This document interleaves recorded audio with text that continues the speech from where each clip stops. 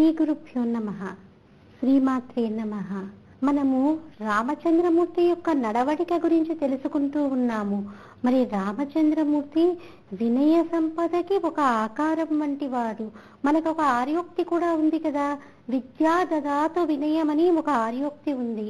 మరి విశ్వామిత్రుల వారు రామచంద్రమూర్తిని తన యొక్క నగరం నుంచి తీసుకుని వెళ్ళేటప్పుడు తన యొక్క యాగ సంరక్షణార్థము పూలవాన కురిసింది. అలాంటి పూలవాన కురుస్తూ ఉంటే సామాన్యంగా వాళ్ళు చిన్నపిల్లలు, ఓహో మేము విశ్వామిత్రుల వారితో వెళ్తుంటే పూలవాన కురిసింది, ఎందుకు కురిసిందో మేము చాలా గొప్పవాళ్ళం కదా అన్నటువంటి భావన చిన్ని మనసుల్లో కలిగి ఉండవచ్చు. కానీ అలా కలిగినప్పటికీ కూడా వాళ్ళు ఎంతో వినయంగా విశ్వామిత్రుల వారిని అనుసరించారు. మరి యొక్క సభలో ఉన్నటువంటి పెద్దలందరూ కూడా, దశరథ మహారాజు వశిష్ఠుల వారికైతే అసలు విషయం తెలుసు, కానీ ఆ సభలో ఉన్నటువంటి వారందరూ కూడా విశ్వామిత్రుల వారు రామచంద్రమూర్తిని లక్ష్మణస్వామితో తీసుకుని వెళ్తూ ఉంటే అలా పూల వర్షం కురిసిందంటే ఇదేదో లోక కళ్యాణార్థం కోసమే అయి ఉంటుందని సభలోని ప్రతి ఒక్కరూ అనుకున్నారు. మరి ఆ చిన్ని మనసుకు కూడా అనిపించచ్చు కదా, ఇంతగా ఆలోచించి ఉండకపోవచ్చు, కానీ మేము విశ్వామిత్రుల వారితో వెళ్తుంటే మా పైన పూలవాన కురిసింది అన్నటువంటి భావనతో ఆ పూల వర్షం కురవగానే వారిలో ఒక రకమైనటువంటి గర్వం వచ్చి ఉండవచ్చు. ఎన్నో రకాలుగా మనము ఏ విషయంలో పరీక్షించినప్పటికీ వారికి అహంకారం వచ్చేటటువంటి అవకాశాలు చాలా సందర్భాలలో మనకి వాల్మీకి మహర్షి చూపించారు. ఎందుకంటే వాల్మీకి మహర్షికి వరం ఉన్నది.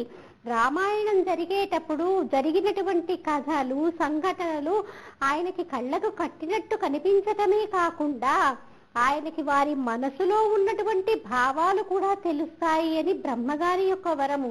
కాబట్టి మనకి ఏది ప్రమాణం అంటే వాల్మీకి రామాయణమే ప్రమాణము. మనకి రామాయణాలు ఎంతో మంది రచించి ఇచ్చారు. ఎందుకు ఇంతమంది ఒకే రామాయణాన్ని రాయటము అంటే, మనం ఇది వరలో చెప్పుకున్నాం, విశ్వనాథ సత్యనారాయణ గారు చెప్పారు, మనం ప్రతిరోజు తిన్నటువంటి అన్నాన్ని ఎందుకు తింటున్నాము, తినక తప్పదు కనుక, తినకుండా ఉండలేము కనుక. మరి రామాయణం కూడా అంతే, ప్రతిరోజు కూడా రామనామం పలకకుండా రామనామం రాయకుండా ఉండలేనటువంటి స్థితిలో మనందరం కూడా ఉన్నాం. ఎందుకంటే అది రాయండి అసలు మనకి జీవితం అన్నది మొదలవ్వదు. నిజానికి గమనించండి, కొంతమంది ఇళ్లలో చూసినట్టయితే కూరగాయలకి సంబంధించినటువంటి ఒకటి జాబితా రాయాలన్నప్పటికీ కూడా పైన శ్రీరామ అన్నటువంటి నామం రాయకుండా అసలు మనం ఏ పని కూడా మొదలు పెట్టము. అంతలా రామచంద్రమూర్తి యొక్క నామము, రామచంద్రమూర్తి మన జీవితాలలో అల్లుకుపోయారు. మరి అలా చేసింది ఎవరు? గురువు గారైనటువంటి వశిష్ఠుల వారు ఆయనకు ఆ నామాన్ని అట్టే పెట్టారు. మనం కూడా పెట్టుకుంటూ ఉంటాంలేండి. ఇప్పుడు ఆ పిల్లలకి పేర్లు, పిల్లలు పుట్టగానే అసలు తల్లిదండ్రులను సంప్రదించటం కానీ, అత్తమామల్ని సంప్రదించటం కానీ, ఒకవేళ గురువు గారు ఎవరైనా ఉంటే గురువు గారిని సంప్రదించటం కానీ అసలు ఉండటం లేదు. మనకి ఏ పేర్లు తోస్తే అది కస్సు అని, బుస్సు అని, లేకపోతే ఏదో పేర్లు, అసలు మనం పిల్లల్ని పిలుస్తున్నామా లేకపోతే మనం ఇంట్లో పెంపుడు జంతువుల్ని పిలుస్తున్నామా అన్నది తెలియనటువంటి స్థితిలో మనం అంటున్నాము. కానీ మనకి వశిష్ఠుల వారు రామచంద్రమూర్తికి నామకరణం చేశారు. మరి దశరథ మహారాజు గారు అంతటి రాజ్యానికి అధికారి, ఆయన పెట్టుకోలేదు తన పిల్లలకి పేర్లు. ఆయన పెట్టుకోకుండా వశిష్ఠుల వారిని పిలిచారు. ఎందుకంటే ఆ ఇంటి పురోహితుడు, వారి యొక్క అభివృద్ధిని కోరేటటువంటి వాడు కాబట్టి వశిష్ఠుల వారిని సంప్రదించి రామనామాన్ని అట్టే పెట్టారు. కాబట్టి గురువుల యొక్క మాట ఎంత మనం శాసనంగా స్వీకరించాలో పెద్దలెందరో మనకి వారు అనుసరించి చూపించారు కూడా. సద్గురువులైనటువంటి వారి మాటని మనము ఒక ఆజ్ఞగా కాకుండా ఒక శాసనంగా స్వీకరించాలి. గురువు గారు నువ్వు ఈ పని చెయ్యకు అని చెప్తే అది ఎందుకు చెయ్యొద్దన్నారు? ఆయనకేం తెలియదులే, ఈయన చూడటం లేదు కాబట్టి మనం చేస్తే వచ్చేటటువంటి సమస్య ఏమీ లేదు అని మనం దాన్ని చేసేయటం కాదు. అది గురువు గారు ఎందుకు చెప్పారో అన్నటువంటి విషయాన్ని ఆలోచించాలి. ఒక చిన్ని ఉదాహరణ స్వగతంలో నాకు జరిగినటువంటిదే. నేను ఇంటర్మీడియట్ చదివే సందర్భంలో ఒక ఆంజనేయ స్వామి ఉపాసకురాలు మాకు గురువు గారిగా ఉండేవారు. అయితే అక్కడ నేను ఎంసెట్ కోచింగ్ అని వెళ్ళాను. ఎందుకంటే నాకు డాక్టర్ అవ్వాలని చాలా తపనగా ఉండేది. కాబట్టి మా నాన్నగారు అప్పుడు సంగారెడ్డిలో ఉద్యోగం చేస్తూ ఉండేవారు. గుంటూరులో అప్పుడు రవి ట్యుటోరియల్స్ అని చాలా పెద్ద సంస్థ ఉండేది. అక్కడ ఎంసెట్ కోచింగ్ ఇప్పించారు. అయితే నేను అక్కడి నుంచి మళ్ళీ నేను సంగారెడ్డి వచ్చేయాలి. సంగారెడ్డి రావాలంటే హైదరాబాద్ వచ్చి నేను సంగారెడ్డి రావాలి. అయితే అప్పుడు బస్సు ఏదో బుక్ చేసుకుందామని మా మేనమామ అక్కడ బస్సు బుక్ చేస్తానంటే వెంటనే మా గురువు గారు ఈ రోజు కాదు రేపు పంపించు, దాన్ని ఈ రోజు పంపటానికి వీల్లేదని చెప్పారు. కానీ మరి ఆవిడ ఎందుకన్నారో ఆ వాక్కు తెలియదు. కానీ ఆ రోజు నేను ఎక్కాల్సినటువంటి బస్సుకి పెద్ద యాక్సిడెంట్ జరిగి ఆ బస్సు చాలా పెద్ద ప్రమాదానికి గురి అయింది. మరి గురువు గారి వాక్కు చూసారా ఏ రకంగా మనల్ని ప్రభావితం చేస్తుందో. వారు ఎప్పుడూ కూడా మనల్ని కనుక వారు త్రికరణ శుద్ధిగా శిష్యులుగా స్వీకరించి మనం కనుక వారిని గురువు గారిగా కనుక మనము మనస వాచ కర్మణ కనుక వారిని అనుసరిస్తూ ఉంటే మన అభ్యున్నతి గురించి గురువు గారు ఎప్పుడూ కూడా ఆలోచిస్తూ ఉంటారు. నిజానికి మరి ఆ రోజు కనుక నేను ప్రయాణం చేసి ఉంటే మరి ఎలాంటి విపత్తుని ఎదుర్కోవలసి వచ్చేదో. కానీ ఆ మర్నాడు ప్రయాణం చేసేసరికి నిజానికి సుఖంగా నేను మా యొక్క స్వగ్రామానికి వెళ్ళిపోయాను. మరి గురువు గారి ఒక వాక్కుని మనం శాసనంగా స్వీకరించాలి అనడానికి ఈ చిన్ని ఉదాహరణ చాలదా? మరి రామాయణంలో కూడా మనకి ఎన్నో రకాల ఉదాహరణలు ఉన్నాయి. గురువు గారిని ఎలా అనుసరించాడు రామచంద్రమూర్తి అని. మరి తాటక సంహారం జరిగేటప్పుడు మరి తాటక అంటే ఆడది, మరి స్త్రీని చంపటం ఒక రకంగా దోషం కదా. వేదాంగాలు అప్పటికే మరి రామచంద్రమూర్తి నేర్చుకున్నాడు. కాబట్టి విశ్వామిత్రుడు వారు ముందే చెప్పారు, నువ్వు తాటకిని సంహరించాలి, స్త్రీ కదా అని నువ్వు ఉపేక్షించకు, ఎందుకంటే నువ్వు యువరాజువి, తర్వాత రాజ్యాధికారాన్ని చేపట్టాల్సినటువంటి వాడివి. ఈ తాటక ఏం చేస్తుంది, దానికి ఉన్నటువంటి అమితమైనటువంటి పరాక్రమంతో అమితమైనటువంటి బలముతోటి ఇక్కడ ఉన్నటువంటి గోబ్రాహ్మణులను తినేస్తూ ఉంటుంది. ఎవరిని కూడా యజ్ఞయాగాది క్రతువుల్ని చేసుకోనివ్వటం లేదు. దాని యొక్క ఉద్ధతిని మేమిద్దరం కూడా తట్టుకోలేకపోతున్నాము. కాబట్టి రాజుగా నీ కర్తవ్యం ఏంటి? నీకు పాపం వస్తుందా పుణ్యం వస్తుందా అన్నది పక్కన పెట్టు. గోవులని బ్రాహ్మణులని రక్షించటం నీ యొక్క కర్తవ్యం. ఎందుకంటే గోవులు బ్రాహ్మణులు ఉంటేనే దేశం సుభిక్షంగా ఉంటుంది. కాబట్టి నువ్వు వాళ్ళని రక్షించాలి అంటే నువ్వు తాటకిని సంహరించాలి, నీకు శ్రీహత్య పాతకం చుట్టుకోదు అనగానే వెంటనే రామచంద్రమూర్తి మళ్ళీ ఎదురు ప్రశ్న వెయ్యలేదు. ఎదురు ప్రశ్న వెయ్యకుండా గురువు గారు చెప్పినటువంటి విషయాలన్నిటినీ కూడా చాలా ఆలోచిస్తున్నాడు. చాలా ఆలోచిస్తూ ఆలకిస్తూ ఉన్నాడు. అంతటి బాలరాముడైనప్పటికీ కూడా అయ్యో గురువు గారు నాకు ఈ విషయాన్ని ఎందుకు చెప్తున్నారు? ఒక రాజు యొక్క ప్రథమ కర్తవ్యం ఏంటి? గోవుని బ్రాహ్మణుని రక్షించాలి. రాక్షసి స్త్రీ అయినప్పటికీ కూడా వారి వల్ల నా ప్రజలకి అపకారం ఉంది. కాబట్టి రాజుగా నా ప్రథమ కర్తవ్యం ఆవిడని దాన్ని సంహరించటమే అని బాలరాముడిలో మనసులో ఒక రకమైనటువంటి దృఢమైనటువంటి నిశ్చయం ఏర్పడింది. కానీ మళ్ళీ వెంటనే విశ్వామిత్రుల వారిని అడిగాడు, తాటకి యక్షిణి కదా, మరి దానికి ఇంత బలం రావటానికి కారణం ఏంటి అని వెంటనే అడిగాడు. మరి సద్గురువు అయినటువంటి వారు శిష్యుడు ఏ రకంగా ప్రశ్న వేస్తున్నాడు, శిష్యుడు అడిగినటువంటి ప్రశ్నలకి ఏ రకంగా సమాధానం చెబితే శిష్యుడు ఇంకా చైతన్యవంతుడవుతాడు అన్నటువంటి విషయాన్ని ప్రతి గురువు కూడా ఆలోచిస్తాడు.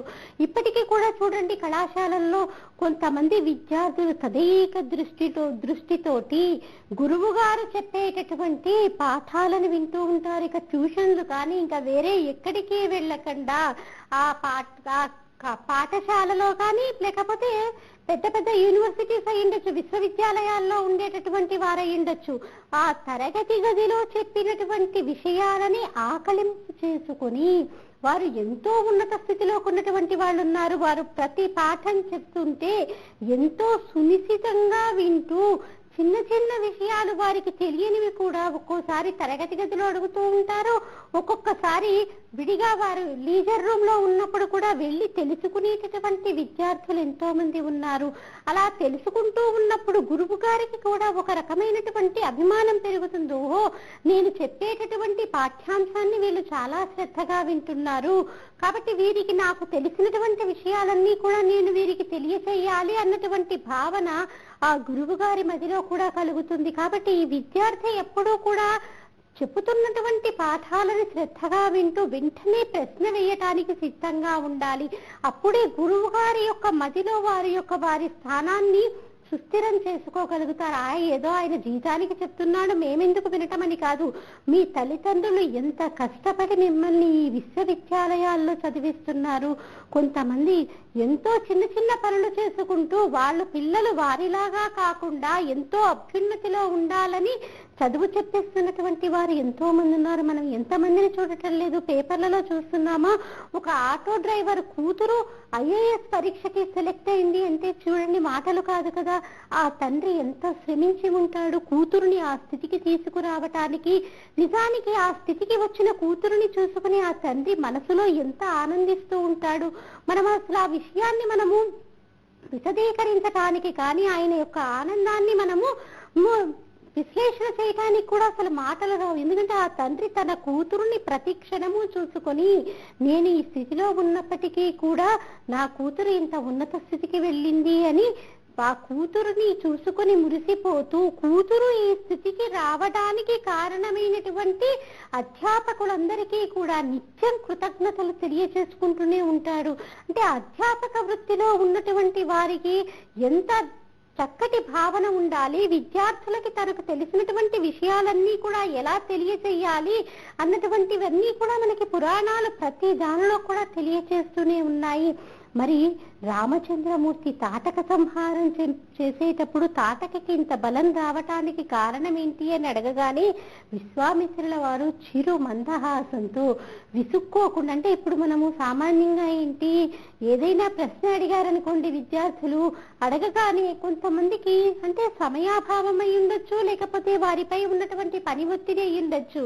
అలా విసుక్కోకుండా నీకు ఇప్పుడు ఏదో ఒక సందేహం అడగడం తప్పితే నీకేమీ పని పాట లేదా అని అడగకుండా చాలా చిరునవ్వుతో చక్కటి ప్రశ్న వేశావు నాయన, నీ యొక్క తెలివితేటలకు తగ్గట్టుగా నువ్వు ప్రశ్న వేశావన్నట్టుగా చిరును మందహాసం చేస్తూ చక్కటి ప్రశ్న వేశావని చూస్తూ రామచంద్రమూర్తిని దగ్గరగా కూర్చోపెట్టుకుని తాటకి యొక్క తండ్రి బ్రహ్మగారి గురించి ఘోరమైనటువంటి తపస్సు చేసి నాకు 1000 ఏనుగుల బలంతో ఉన్నటువంటి పిల్లలు కావాలి అని కోరుకున్నాడు. బ్రహ్మగారు తదాస్తు అని కోరుకుంటూ నీకు పుత్రుణ్ణి కాదు పుత్రికనిస్తున్నానని చెప్పారు. అందుకని యక్షిణి అయినప్పటికీ కూడా తాటకి అంత బలము. కానీ ఈ తాటకిని ఇచ్చి సుందుడు అనేటటువంటి యక్షుడికి వివాహం చేసిన తర్వాత వీరిద్దరూ కూడా అరణ్యాలలో తిరుగుతూ కనిపించినటువంటి గోవుల్ని మహర్షులని వారి యొక్క హోమాలను క్రతువులను చేసుకోకుండా చందరవందరగా చేస్తుంటే ఒకానొక సందర్భంలో ఆ ప్రదేశానికి అగస్త్య మహర్షి వచ్చాడు. అగస్త్య మహర్షి వీరి చేస్తున్నటువంటి ఆగడాలను చూసి వారిని రాక్షసులు కమ్మని ఆయన శాపవాక్కుని విడిచిపెట్టారు అని మిగతా వివరాలన్నీ చెప్తూ ఉంటే రామచంద్రమూర్తి అన్నీ వింటూ ఉన్నారు. ఓహో, నిజానికి ఎలాంటి పరుషమైనటువంటి వాక్కు పలకటం వల్ల వారి ప్రవర్తన ఇలా ఉండటం వల్లే కదా అగస్త్య మహర్షి శాపవాక్కు విడిచిపెట్టారు. ఒక శాపానికి ఎంతటి ప్రభావం ఉంది అని ఆయన తన మనసులో ఆలోచించటం మొదలు పెట్టాడు. కాబట్టి మనము ఒక విద్యార్థికి ఏదైనా విషయాన్ని తెలియజేసేటప్పుడు వారికి మనసులో ఆ విషయము నాటుకునేటట్టుగా, ఒక వృక్షం ఉందనుకోండి, ఒక వృక్షము దానంతటా అదే ఒక చిన్న మొక్క నుండి వృక్షంగా అయిపోదు కదా. వృక్షానికి సంబంధించినటువంటి శక్తి అంతా ఇందులో ఉంటుంది, మనకి కనిపించకుండా ఉన్నటువంటి వేళ్లలో ఉంటుంది. మరి విద్యార్థి యొక్క ప్రతిభ కూడా ఎవరి దగ్గర ఉంటుంది? మనకి కనిపించకుండా విద్యార్థిని ఈ తోవలోకి తీసుకొచ్చినటువంటి గురువు గారిలో ఉంటుంది. మరి వేళ్ళు కూడా అంతే కదా, వాటికి ఎంత కష్టసాధ్యమైనప్పటికీ కూడా అవి సీసం పెంకుల్లో వెళ్తూ ఉంటాయి, రాళ్లల్లో వెళ్తూ ఉంటాయి, నీళ్లల్లో వెళ్తూ ఉంటాయి, ఎడారిలో కూడా వేళ్ళేంటి భూమిలోకి నాటుకొని పోతూ ఉంటాయి.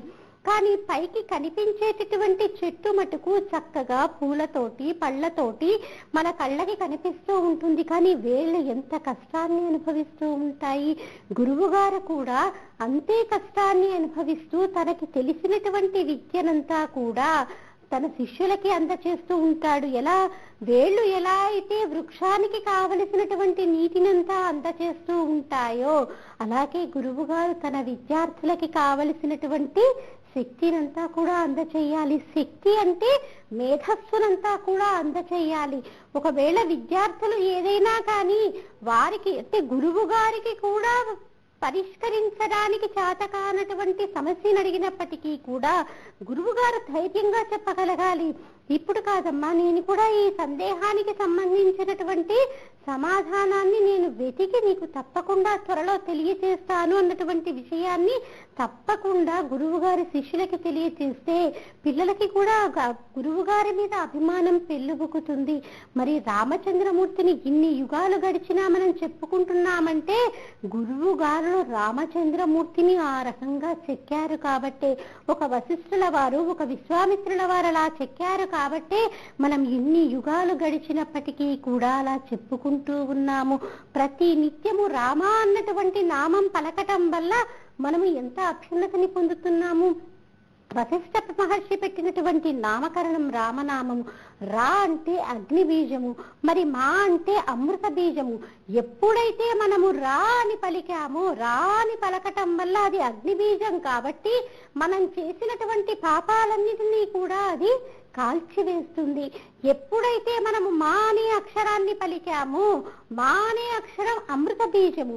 అమృత బీజం కాబట్టి ఇక మనము ఎటువంటి అంటే లౌకికమైనటువంటి వాక్కులు మాట్లాడకుండా, లౌకికపరమైనటువంటి మాటలేవి మాట్లాడకుండా ఆ అమృత బీజము మన నోటిని మూసేస్తుంది.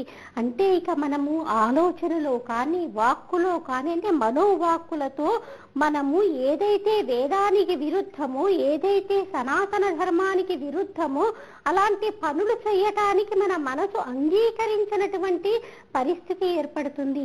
అందుకని ప్రతి ఇంట్లో కూడా రామనామాన్ని చెప్పుకోవటం, రామనామాన్ని రాయటం కూడా అంతటి పరమాచార్య వారు కూడా ఏ పని చేయించేవారు కాదు చిన్న చిన్న పిల్లల చేత. ఆయన ఎక్కడికి వెళ్ళినా రామనామం రాసేటటువంటి కాగితాలను తనతో తీసుకుని వెళ్ళి ప్రతి పిల్లలకి కూడా ఒక్కొక్క కాగితాన్ని ఇచ్చి, పెన్సిల్ ఇచ్చి, అమ్మ మీరందరూ కూడా రామనామాన్ని రాయండి అని వారందరి చేత కూడా రామనామాన్ని రాయించిన తర్వాత రాగి మాడలను ఇచ్చేవారు. రామచంద్రమూర్తికి సంబంధించినటువంటిది. పరమాచార్య వారికి కూడా రామనామం రాయటం అంటే అంత ప్రీతి. ఎంతో మంది మహానుభావులు రామనామం రాయకుండా, రామ అన్నటువంటి శబ్దాన్ని పలకకుండా అసలు వారి దినచర్య అసలు మొదలవనే అవ్వదు. కాబట్టి ఆ రామనామానికి ఇంతటి కీర్తి రావడానికి కారణం ఏంటి? దశరథ మహారాజు గారు తనకు తానే ఆ యొక్క రామచంద్రమూర్తికి నామకరణం చెయ్యలేదు. గురువు గారిని సంప్రదించి ఏ నామం పెడితే పుట్టినటువంటి పిల్లడికి అభ్యున్నతి ఉంటుందో ఆ నామాన్ని పెట్టాడు. కాబట్టే ఇన్ని యుగాలు గడిచినప్పటికీ కూడా ఆ నామానికి అంతటి మహత్యం. మరి ఇప్పుడు మనకి కూడా తెలుస్తోంది కదా, పేర్లు పెట్టేటప్పుడు ఒక భార్యాభర్తనే కాదు. ఎందుకండి, మీ అమ్మా నాన్నని సంప్రదిస్తే మీ తాతగారి పేరు పెట్టమంటారు, మా అమ్మా నాన్నని సంప్రదిస్తే మా తాతగారి పేరు పెట్టమంటారు. అలా కాదు, మన ఇద్దరికి ఈ పేరు నచ్చింది కాబట్టి మనం పెట్టేసుకుందాం అనుకోవడం కాదు. ఒక పేరు పెడితే ఆ వంశం యొక్క కీర్తి నిలబడి ఉంది. ఇక్ష్వాకు వంశాన్ని ఇప్పటికీ కూడా మనం చెప్పుకుంటున్నామా లేదా? ఒక పేరు ఒక పిల్లవాడికి కానీ ఒక అమ్మాయికి కానీ పెట్టడం వల్ల ఆ ఇంటి యొక్క కీర్తి దాగి ఉంది అందులో. కాబట్టి ఒక నామకరణం చేసేటప్పుడు మనం ఎంతో ఆలోచించాలి. బిడ్డ పేరు పెట్టి పిలిచిన నేనా, ఉత్సాహ కేళినైనా అన్నట్టుగా. అంటే మనము ఎప్పుడైనా కూడా మనం అభ్యున్నతి, మనం ఇప్పుడే కాదు మన జీవుడు కూడా అభ్యున్నతి పొందాలి అంటే పిల్లల పేర్లు పెట్టుకునేటప్పుడు రామ అనే కాదు, ఒక భగవన్మూర్తికి సంబంధించినటువంటి నామాన్ని పెట్టుకోవటం వల్ల మనని పిల్లల్ని ఎప్పుడూ పిలుస్తూ ఉంటాం. కాబట్టి వారి పేరు పెట్టి పిలవడం ద్వారా మనము ఎప్పుడూ కూడా ఆ నామాన్ని పలుకుతూనే ఉంటాము. ఉత్సాహ కేళినైనా అంటే పిల్లలు ఆడుకునేటప్పుడు కూడా ఏం చేస్తూ ఉంటారు, పేర్లు పెట్టి పిలుచుకుంటూ ఉంటారు. రామ అని, కృష్ణ అని, నీ ఎన్నో రకాలుగా భగవన్నామానికి సంబంధించినటువంటి పేర్లు ఉన్నాయి. ఎందుకంటే వారికి ప్రతి భగవంతుడికి కూడా సహస్రనామాలు ఉన్నాయి. సహస్రనామాల్లో నీకు ఒక్క నామం నచ్చలేదా? ఈ క్వస్సు బుస్సు తప్పితే. కాబట్టి సహస్రనామాల్లో ఏదో ఒక పేరు పెట్టుకో. ఈ సహస్రనామాల్లో ఒక పేరు పెట్టుకోవడం వల్ల నువ్వు కూడా అభ్యున్నతిని పొందుతావు, పేరు పెట్టి పిలవడం ద్వారా. అలాగే పిల్లలు కూడా అందరూ కలిసి ఆడుకునేటప్పుడు తన స్నేహితులు కూడా తనని పేరు పెట్టి పిలవడం ద్వారా వారు కూడా అభ్యున్నతిని పొందుతారు. కాబట్టి బిడ్డల పేర్లు పెట్టుకునేటప్పుడు తల్లిదండ్రులు చాలా ఆలోచించాలి. ఆలోచించి ఓహో, దశరథ మహారాజు కూడా రామచంద్రమూర్తికి నామకరణం చేసేటప్పుడు వశిష్ఠ మహర్షిని ఆశ్రయించారు కాబట్టి మనం ఈ పని చేద్దామనుకోవాలి. అంతటి పాండురాజు కూడా తన బిడ్డలకి నామకరణం చేసేటప్పుడు తనకు తాను నిర్ణయించుకోలేదు. వారు భగవంతుడి యొక్క కృప వల్ల కలిగారో వారే వారికి నామకరణం చేశారు. గురువులైనటువంటి వారే వచ్చి వారికి నామకరణం చేశారే కానీ ఆయనకై ఆయన వాళ్ళ పేర్లు ఉంచలేదు.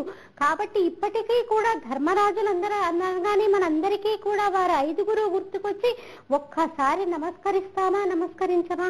కాబట్టి పేరు పెట్టి పిలిచేటప్పుడు మనం అభ్యున్నతిని పొందాలంటే మన పిల్లలకి పెట్టుకునేటటువంటి పేర్లు చాలా ఆధునికంగా ఉండాలనుకోవడం కాదు, మన అభ్యున్నతికి కూడా కారణమవుతాయా? ముందుగా మన ఇంటి పేరు, కీర్తి ప్రతిష్టల్ని నిలపగలిగినటువంటి పేరా మనం పెడుతున్నటువంటి పేరు అన్నటువంటిది మనము ఆలోచించాలి.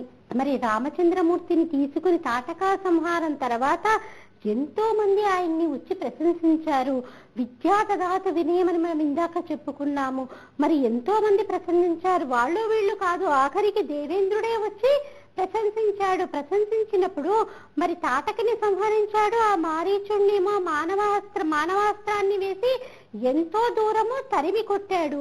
మరి అంత పరాక్రమాన్ని చూపినటువంటి బాలరాముడికి మరి ఏమైనా కొంచెం అహంకారం వచ్చిందేమో అని విశ్వామిత్రుల వారు ఒక్కసారి పరీక్షిద్దామనుకున్నారు.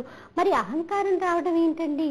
ఇప్పుడు ఏదైనా ఒక చిన్న విషయం ఉందనుకోండి, నేను చక్కగా రామచంద్రమూర్తి గురించి చెప్పగలుగుతున్నాను కదా, ఈ ఒక్క విషయంలో అహంకరించామనుకోండి, కాసేపటికి ఆ భగవంతుడి యొక్క అనుగ్రహం లేకపోతే గుర్తు పట్టేయవచ్చు, లేకపోతే రావలసిన వాక్కులు గుర్తుకు రాకపోవచ్చు, మనం చెప్పేటటువంటి ప్రసంగం మధ్యలో ఆగిపోవచ్చు.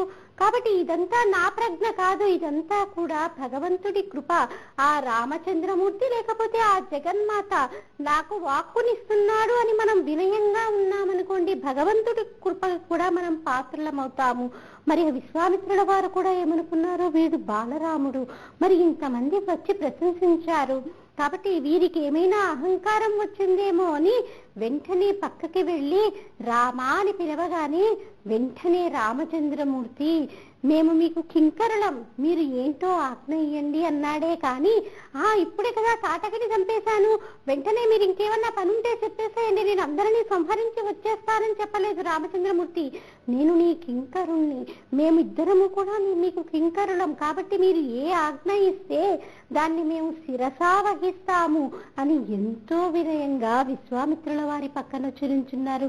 మరి గురువు గారు అంతకంటే కోరుకునేది ఏముందండి? ఒక శిష్యుడి గురి దగ్గర నుంచి గురువు గారు కోరుకునేది అంతకంటే ఇంకేమన్నా ఉందా?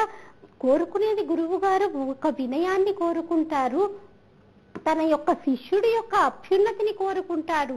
తన వల్ల విద్య నేర్చుకున్నటువంటి విద్యార్థి ఎంతో గొప్పవాడైతే సంతోషించేటటువంటి అధ్యాపకులు ఎంతో మంది ఉన్నారు.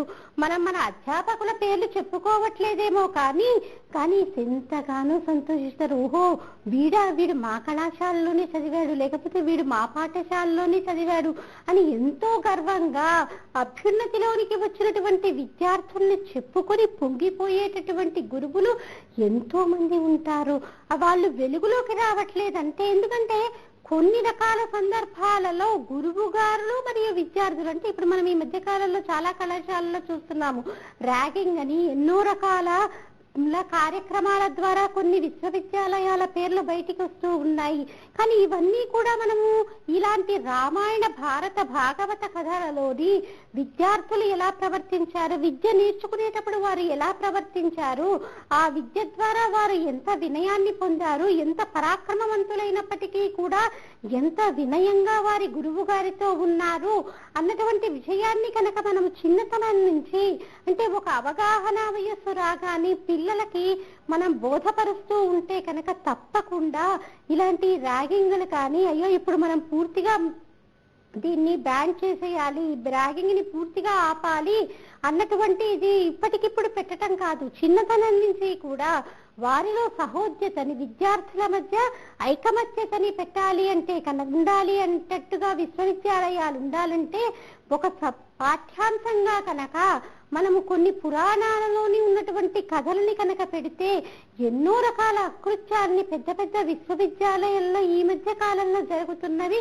మనము ఆపేటటువంటి అవకాశం ఉంది. ఎందుకంటే విద్యార్థి లక్షణాలు ఏంటి అన్నటువంటిది వారికి అవగతమవుతుంది. ఓహో, నేను విద్యార్థిగా ఉన్నాను, నా యొక్క కర్తవ్యం ఏంటి, నేను విద్యని అర్జించి మా తల్లిదండ్రులకి పేరు తీసుకురావాలి, మా కళాశాలకి పేరు తీసుకురావాలి అన్నటువంటి విషయం వారికి అవగతమయ్యి వారి మనసు పక్కదోవ పడుతున్నప్పటికీ కూడా ఎన్నో రకాల యొక్క ప్రభావం వారి ముందు ఉన్నప్పటికీ కూడా లేదు, నా కర్తవ్యం విద్యార్థిగా నేను చక్కగా చదువుకోవాలి, నేను మా తల్లిదండ్రులకి చక్కటి కీర్తి తీసుకురావాలి, మా అధ్యాపకులకి మంచి పేరు తీసుకురావాలి, ఈ విశ్వవిద్యాలయానికి నేను చక్కటి పేరు తీసుకురావాలి అన్నటువంటి బలమైన కోరిక వారు పక్కదోవ పట్టకుండా చూస్తుంది.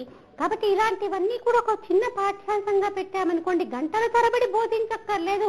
ఒక 10 నిమిషాల పాటు ప్రతి విద్యార్థికి అందరినీ కలిపి ఒకే రకంగా ఒకే తరగతి గదిలో కూర్చోపెట్టి కనుక ఇలాంటి విషయాలని మనము వారికి ఒక అవగాహన వయస్సు వచ్చిన తర్వాత కనుక ఒక పాఠ్యాంశంగా పెడితే నిజానికి ఎన్నో రకాలైనటువంటివి ఇలాంటివి మనం రూపుమాపేటటువంటి అవకాశం ఉంది.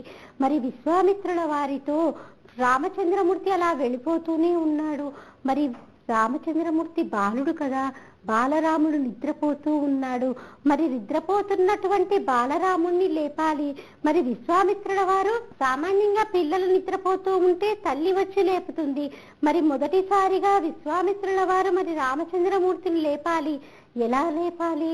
వెంటనే విశ్వామిత్రుల వారికి అందినటువంటి గొప్ప అనుగ్రహం ఏంటంటే ఆయన సాక్షాత్ ఆ విష్ణుమూర్తికి సుప్రభాతం పలకగలిగాడు. కౌసల్యా సుప్రజారామ పూర్వా సంధ్యా ప్రవర్తతే అంటూ ఆయన రామచంద్రమూర్తిని నిద్రలేపాడు. మనకి సందేహం కలుగుతుంది, మనకి రామచంద్రమూర్తికి దశరథుడు పేరు చెప్తే చాలా ఆనందం కదా. గోపరాజు కూడా దాశరథి కరుణాపయోనిధి అంటూ తన యొక్క మకుటంలో చివరిలో చెప్పారని మనం మొన్న చెప్పుకున్నాం. ఎందుకంటే ఆయనకి దాశరథి కరుణాపయోనిధి అంటే ఎంతో ఆనందమని. కాబట్టి మరి ఈయన కౌసల్య సుప్రజారామాన్ని నిద్రలేపాడు ఏంటి అని మనకి సందేహం కలుగుతుంది. దీనికి సంబంధించినటువంటి విషయాల్ని మనం మళ్ళీ కార్యక్రమంలో తెలుసుకుందామమ్మా. స్వస్తి.